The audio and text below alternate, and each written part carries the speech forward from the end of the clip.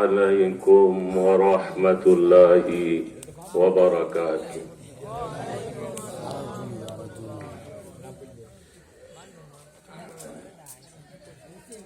আপনারা তো ঠান্ডা আরো ঠান্ডা হয়ে গেছেন নাকি? হ্যাঁ,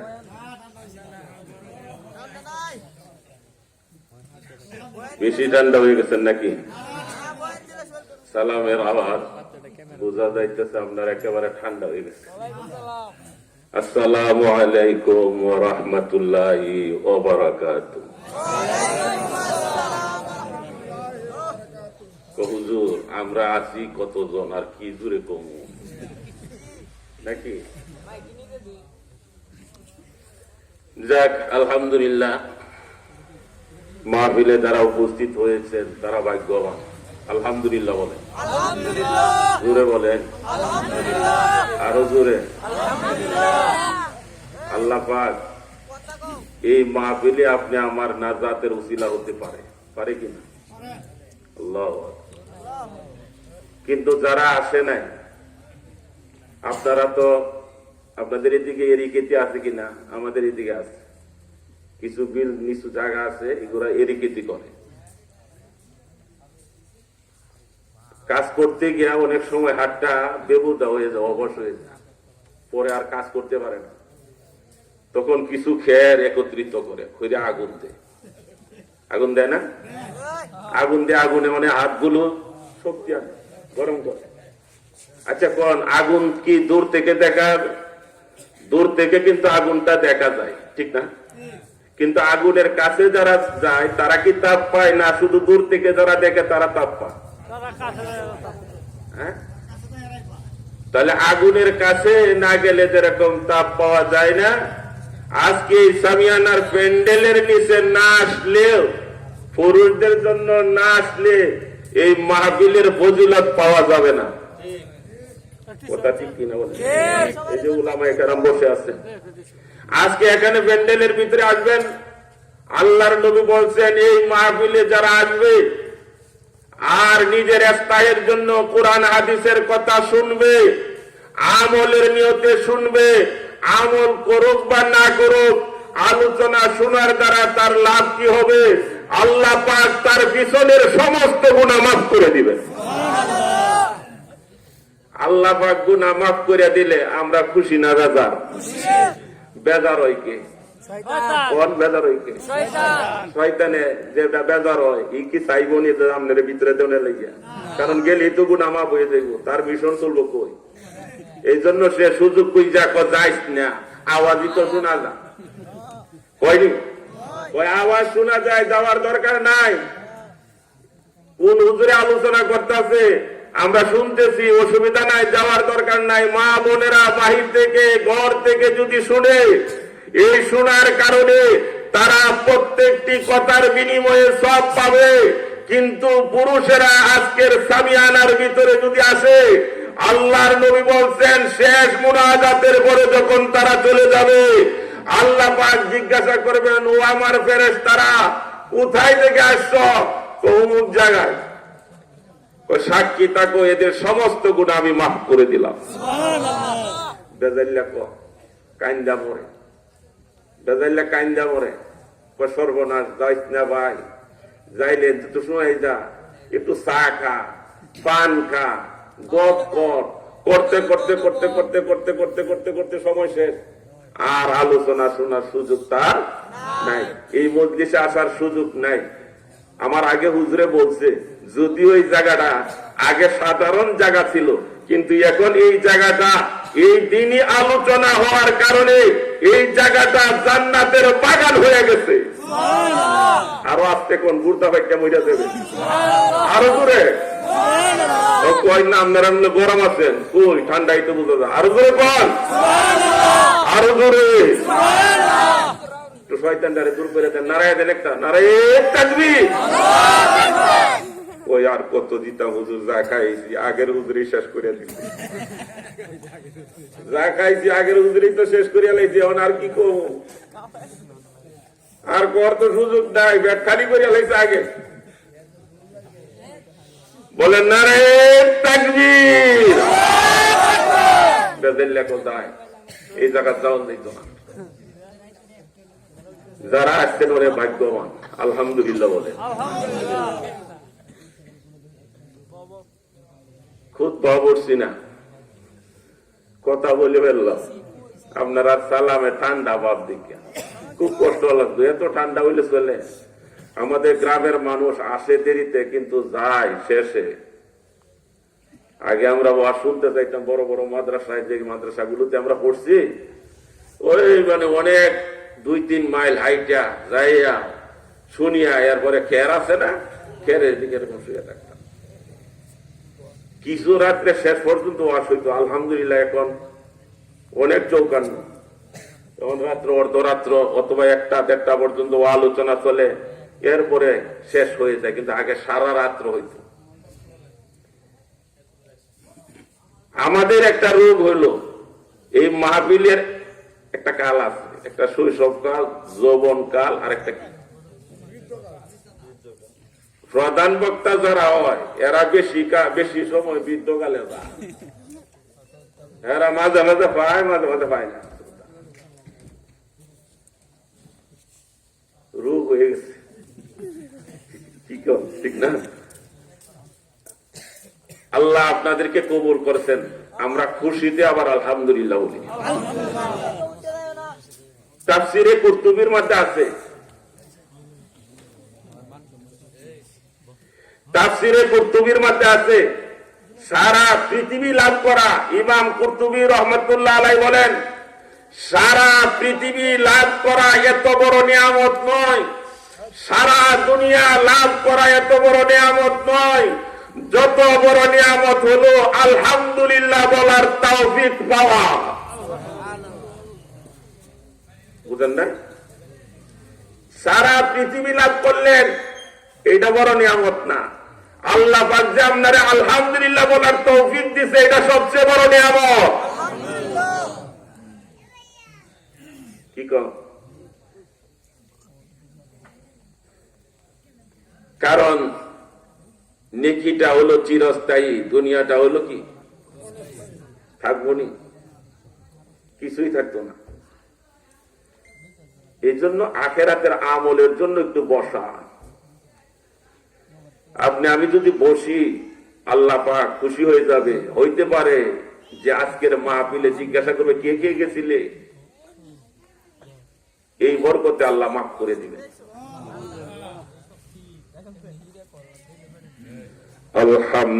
আলহামদুলিল্লাহ, আলহামদুলিল্লাহি ওয়া কাফা ওয়া সালামুন আলা ইবাদিহিল্লাযী নাসতাফা। আম্মা বা'দু ফাকাদ ক্বালা আল্লাহু তাবারাকা ওয়া তাআলা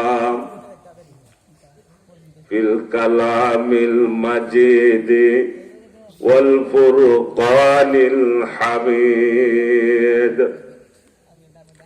আউযু বিল্লাহি মিনাশ শাইতানির রাজীম। বিসমিল্লাহির রাহমানির রহিম। إنهم فتية آمنوا بربهم وزدناهم هدى. وقال رسول الله صلى الله عليه وسلم 7 يظلهم الله يوم القيامة في ظله يوم لا ظل إلا ظله. إمام عادل وشاب نشأ في عبادة الله إلى آخر الحديث. সকলে একটু মহব্বতের সাথে মুক্তা বইরা দুরূদ শরীফ পড়ি। আল্লাহুম্মা সাল্লি আলা মুহাম্মাদ ওয়া আলা আলি মুহাম্মাদ কামা সাল্লাইতা আলা ইব্রাহিম ওয়া আলা আলি ইব্রাহিম إنك حميد مجيد.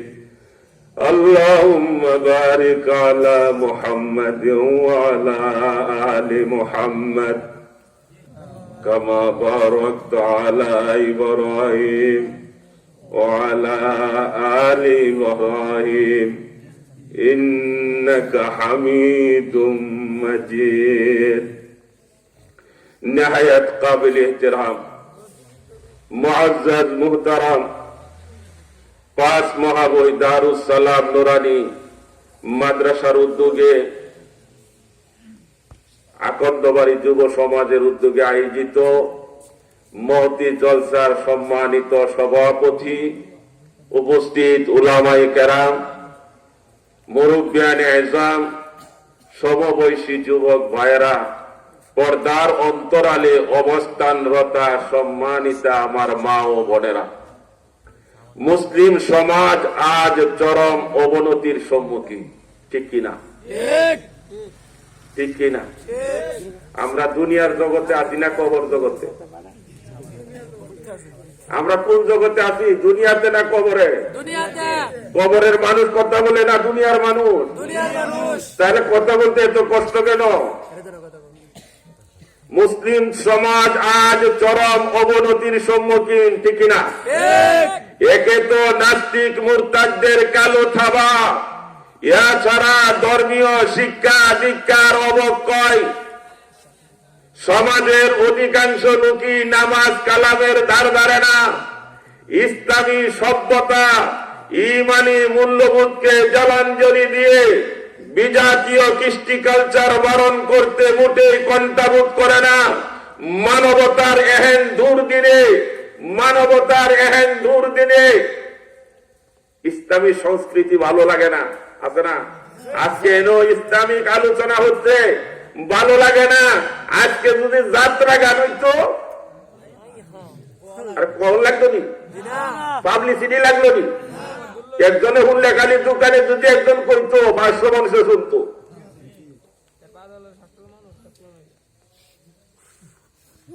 শয়তান মানুষকে খারাপের দিকে নিয়ে যায়, দারিদ্রতার দিকে নিয়ে যায়।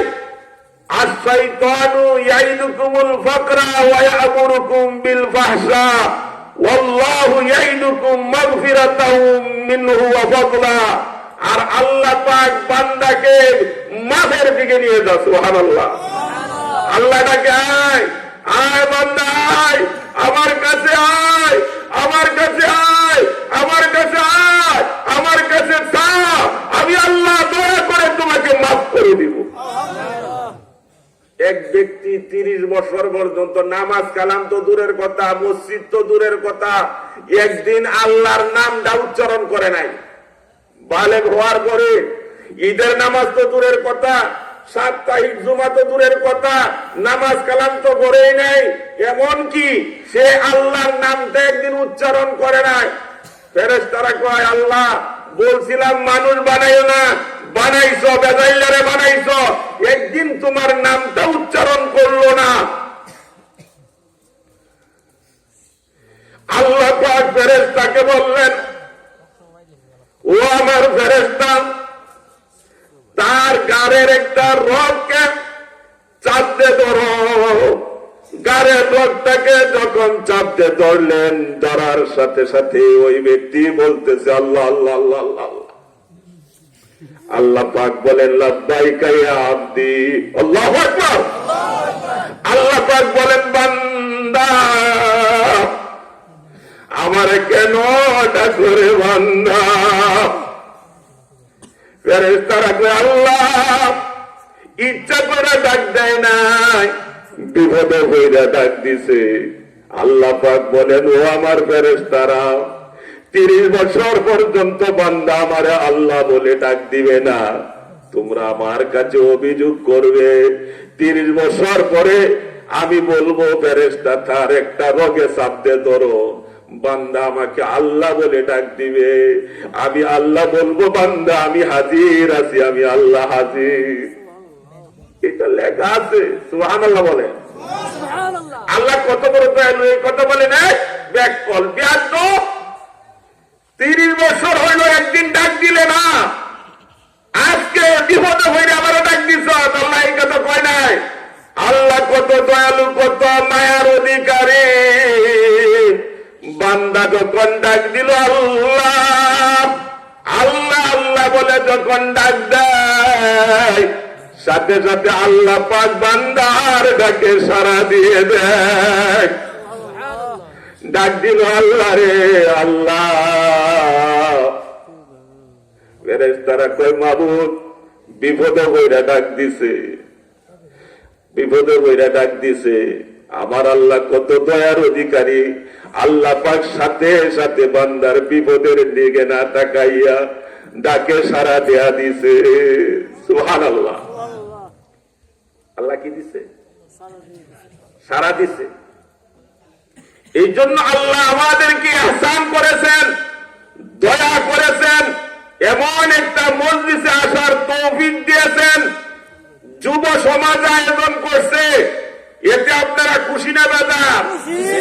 মুরব্বীরা যদি কয় যুব সমাজ আয়োজন করছে, আমরা যাব কেন?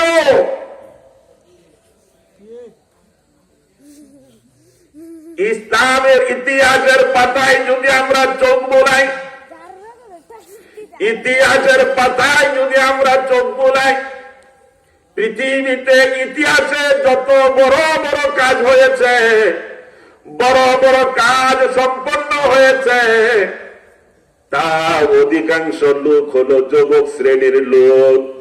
যুবক শ্রেণীর লোকের মাধ্যমে আল্লাহ পাক ইসলামের দ্বীনের ইতিহাসের মধ্যে লেখা আছে বড় বড় কাজ তাদের মাধ্যমে সম্পন্ন করেছেন।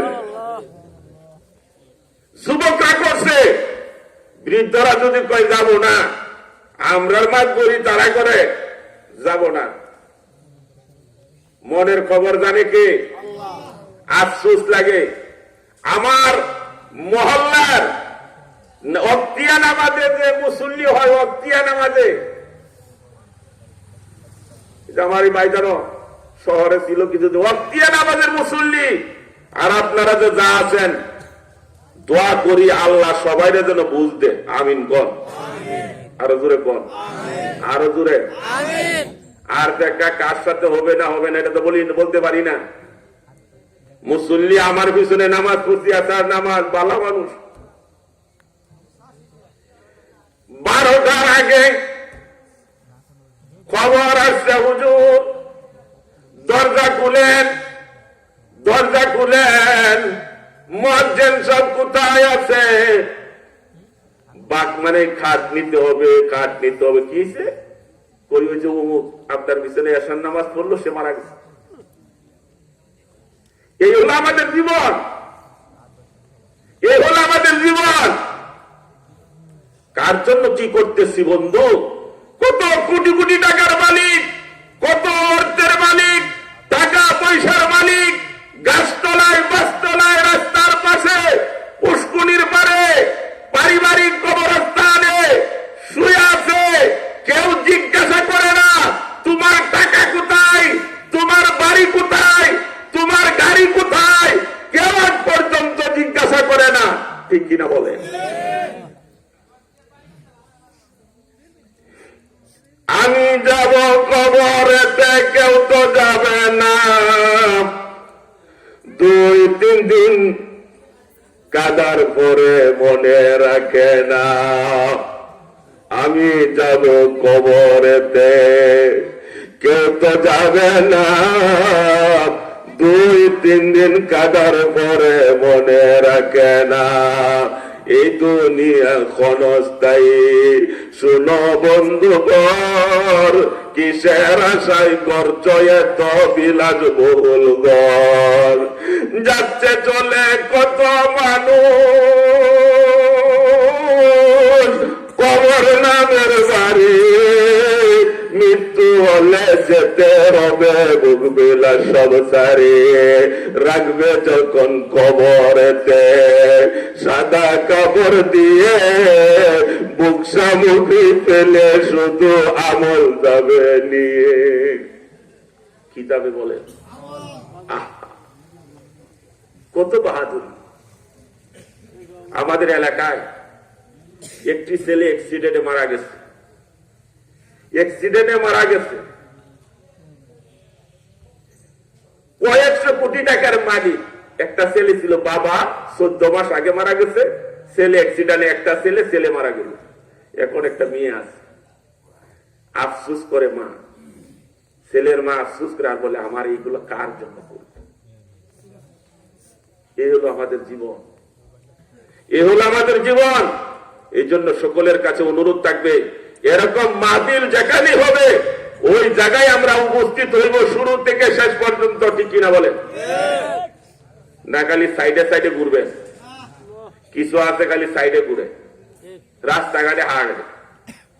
আল্লাহ আল্লাহ, কদম দিছে আল্লাহ, পা দিছে আল্লাহ, সবকিছু আল্লাহ দিয়েছে, আল্লাহর হুকুমে পরিচালনা করেন। এই জন্য সকলের কাছে অনুরোধ, এই যুবকদের মাধ্যমে আল্লাহ ইসলামের বড় বড় কাজ দিয়েছেন। আপনারা জানেন আবুল আম্বিয়া, আমাদের জাতি পিতা হযরতে ইব্রাহিম আলাইহিস সালাতু ওয়াস সালাম,